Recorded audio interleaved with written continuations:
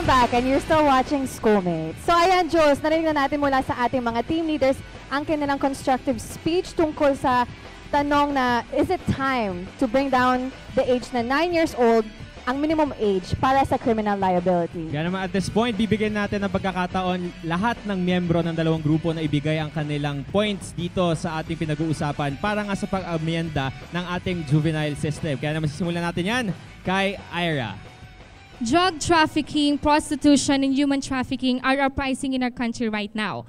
And children will be used by the syndicates or mafia. And instead of helping curb youth crimes, our law has become a willing tool for youth hooliganism to zoom up to dangerous levels. And the syndicates take advantage of the situation provided by the existing law and use the children in their criminal activities. That's why we on the affirmative sides highly believes that we should lower the criminal liability age from the current 15 years old to 12 years old. First, because we believe that there are provisions in the law that promote crime among the youth. Next, the law does not provide funding or supports for the process of rehabilitation for youth offenders or children in conflict with the law, thereby making law hard to implement by our local government units. And much of the fault seeps of Republic Act 9344 is its provision mandating our local governments, police, social welfare agencies to promote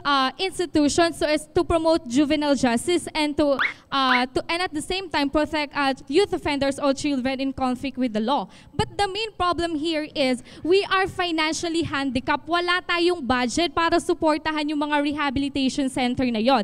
And the lack of social workers hinders the intended rehabilitation for youth offenders. And also what we are trying to promote here is to instill discipline on our youth and make them answer for their crimes with or without discernment. Because being 15 today under the law has become a passport for juveniles to maim, to kill, to rape, or do other heinous crimes. So laging papasok sa isip ng bata na, okay lang pala na pumatay ako. Okay lang na magnakaw ako. Okay lang na mag-rape ako. Hindi ako makukulong kasi minor ako. Is that the mindset that we're going to instill in our youth? It's not. Kasi kung yun yung mindset na ipapa-instill natin sa mga kabataan natin, ano na yung mangyayari dun sa mga youth natin in the near future? And just a clarification, the offender under 18 years old and below should be penalized and should be convicted, but his or her criminal liability will be reduced. Yes, thank you so much, Ira. So Jules, just a clarification for the affirmative side. They're planning to lower the age to 9 years old. Not 12 years old, but 9 years old. Okay, so sabi nga ni Ira that the syndicates are taking advantage of the situation using children for the crimes. And as the affirmative side said that they want to instill discipline to the youth. All right. So now let's hear what Jayan has to say. Go ahead. Good morning, ladies and gentlemen. We are strongly to oppose to the amendment of Juvenile Act to lower the criminal liable age to 9 years old. We have so many factors to consider about this debate, like socio-economic factors and psychological factors. The government side should have suitable solutions. But first, we will define the terms in this motion, in this debate. We define amendment as the changing of words or the meaning of the law. Juvenile, we define it as relating to young people who have committed crimes. So, ladies and gentlemen, we have to be realistic in this debate. Juvenile crimes are small-time criminals, which means pwede silang sawayin. Okay? It is not complicated as those organized crimes of big-time criminals. Juvenile crimes are existent. We cannot fully beat up these petty crimes. But we can reduce it and prevent it if the government side recruit more policemen to enforce this law. The amending of this bill is not the only solution in this problem.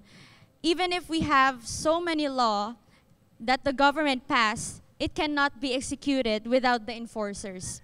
The government is lacking of police officers who have skilled and well-informed of the law.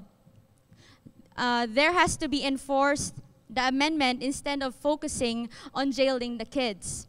The other side of the House, we, the opposite side, should have sustainable solutions in this manner. Therefore, the opposition side is stating whether we amend it or not, it has to be enforced.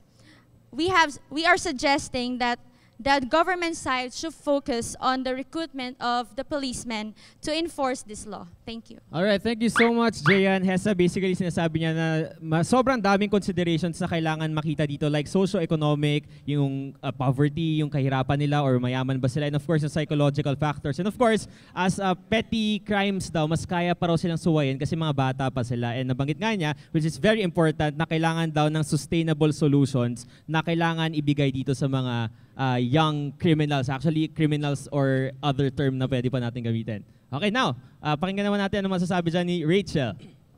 We have to face the reality that juvenile crime is really happening in our country right now. And although this juvenile crime only consists to the 2% of the total crime in the entire Philippines, we cannot just sit back and relax knowing that this 2% still causes damage. And if there is damage, we have to respond, to rectify it.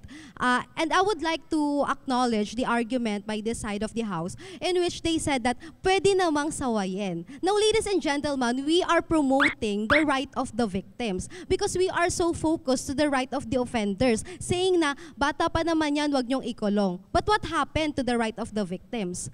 Nakakalimutan na natin, right? And by amending the existing law, we believe that it will deter criminals from using these children to commit crimes, because nowadays syndicates use children or use these youth offenders knowing that they can get away to the crimes that they are committing. Thank you. So reality is, in our country, juvenile crime is happening. So, yun nga, so does it matter of ano yung age nila? What about yung rights ng victim? So, the victim and the one who caused the crime has rights. So where does this all fit in? Let's hear what Aaron has to say. All right, ladies and gentlemen, the government rather, or the affirmative have said that juvenile crimes are existent, and the opposition is willing, very much willing, in fact, to bite that bullet, that it is, in fact, very existent in the society. However, it is not enough grounds for us to say that it is moral to lower the criminally liable age to 9 years old. Why would you even do that? Isn't it that the reason why these juvenile crimes are happening is because we have a lack of presence of policemen in the streets. We have a lack of resources for policemen. Wala ngang baril. Why don't we start with the policemen? Go back to those who enforce the law. Because even if we amend the existing law the existing Juvenile Act, at the end of the day, it will still be the government who will enforce this law, this newly amended law. Kaya nga sabi namin kanina nung simula, the juvenile crimes existence stands as an assessment to the government on how well they enforce the laws, not how good we make laws. And that is the reason why we would like to take the debate on the right perspective. The affirmative always keeps on saying that there has to be rehabilitation, but the thing is, rehabilitation has to be covered by other local governments. The concern of this debate, again, ladies and gentlemen, the question is whether or not it is moral to lower it to 9 years old. The thing is, it's not. And I believe the opposition have said clearly that if we're going to lower it, we are not presenting a sustainable solution. Enforcement is going to be the sustainable solution. If we want to mitigate juvenile crimes, we have to focus on how we are going to enforce the existing laws.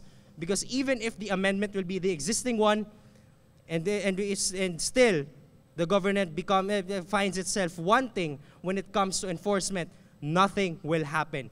Juvenile crimes, nandyan pa rin yan. Thank you so much, Erwin. Hesa, yung ilan sa mga punto na paulit-ulit nilang dinidiin dito, number one, yung presensya at yung kagamitan ng mga kapulisan, yun daw yung may pagkukulang. At ito yung isang very important question na binring up din nila, is it really moral to lower the age to 9 years old? It's a question of morality yes. now. Okay, ano masasabi mo dyan, James? You know what was the problem here?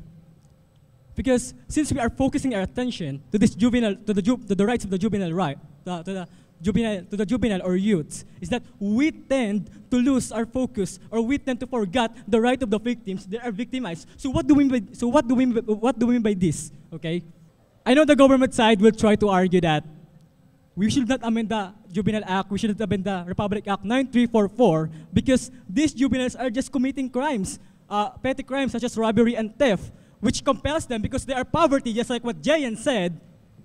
She compels poverty, just like what Jayan said. Well, ladies and gentlemen, if that is the contention of the opposition side, then I will say to you, ladies and gentlemen, that they are absolutely and totally misleading. Juveniles are not only committing crimes, petty crimes such as theft and robbery. They are also committing heinous crimes, which is murder and robbery, which is very alarming. Yes, they are both same the crime, but if we are going to scrutinize the gravity of the crime, mas malala yung murder and rape, di ba? So if you're going to reason out that because of the poverty, why the robbery, so how about rape and murder? Poverty din ba ang reason para sabihin na ba't sila nang rape or pumapatay ng tao? And to prove this, in addition to my argument, in Davao City, may dalawang bata doon pumatay ng isang bata. Pinagsasaksak. Ano nangyari, namatay yung bata? Yung dalawang batang yun, napunta na sa custody. Punta sa custody. So the question here is, nabigay ba yung justice sa namatay na bata? No, it's not. That's why we at the affirmative side, is what we're trying to expound here is that the Juvenile Act or Republic Act 9344 is one-sided. In order for us to tackle this, in order for us to promote equality in justice, one of the factors that we are considering is that promoting or amending the Juvenile Act will prevent the one-sided law or the injustice. That's what we are pointing here. Alright, maraming salamat, James. So ayan, Jules, yung point naman ni James is, yes, juvenile justice is present, and then another that they brought up was the victim's rights. And as well as, juveniles are also capable of heinous crimes as well. Alright, so let's hear from Jeremel. Ano masasabi mo? Okay, so good evening, ladies and gentlemen. Just to wrap things up, juvenile crimes, as we all know, are always, are existent. In fact, it is the tremendous reality that we cannot deny too. Ladies and gentlemen, we are not just addressing the root cause of how children committed those crimes or such illegal acts, but we are also trying to turn the spot into other possible reasons or issues that we can look into different side. So we are not here to sacrifice or even waste the chance to decide for the betterment of our country, of what our country urgently needs. This demands for a sustainable solution and not immorally putting a child who is highly influenced with his peers or to do such an illegal act to be put in jail or indeed another poor decision making. Amending the Juvenile Act only feeds the starving of our morality that when someone committed a crime, either major it is or minor, has to be punished. Same process goes to a child when they commit a crime, which is also subjectively goes to our topic. But since it is existent and continues to expand, no one has the power to stop the children enough. And this is because, one, the government is truly lacking of our security forces. We keep on insisting that because the amending of this Juvenile Act has no total use if there are no enforcement from our policemen or, let's say, much skilled policemen. Juvenile delinquents are just spec-time criminals that can be pat down by our policemen if they are totally trained. So that's it. Okay, thank you so much, Jermel. At syempre yun nga, ni-wrap up na yung points ng opposition side na kailangan talaga ng sustainable solutions given na bata nga yung mga offenders dito. Alright, so that ends our first part of the debate at patuloy na nga, Hesa, na umiinit yung debate dito kasama yung mga debaters natin. Pero syempre, tingnan naman natin kung kamusta naman ang pulso ng ating mga schoolmates kasama si JV. Thank you, Jules and Hesa. Alam nyo, tama ka, Jules. No? Sobrang excited na ang mga kasama ko ditong audience. Tama ba ako, TIP Yans? Ayun. Siyempre, kasama ko ngayon ang ating unang estudyante dito sa TIP na magbibigay ng kanyang komento. Hello po, ano po pangalan nila? Kiara po. Hi, Kiara. Anong masasabi mo sa ating issue for today, Kiara? Kung magbibigay po ako ng comment, sang-ayon po ako sa government side na i-amend ang juvenile law because yung mga batang 9 years old, dapat alam na nila yung tama at mali. At kung may nagawa man silang mali, dapat may karampatan na rin kaparusahan yun. Yun, salamat, Kiara. Palakpakan nyo naman si Kiara, guys. Okay, Jules says dahil 2017 ngayon, syempre may nagbabalik. Jules, may nagbabalik. Ano? Nagbabalik ang JV Speak Up Line! Palakpakan!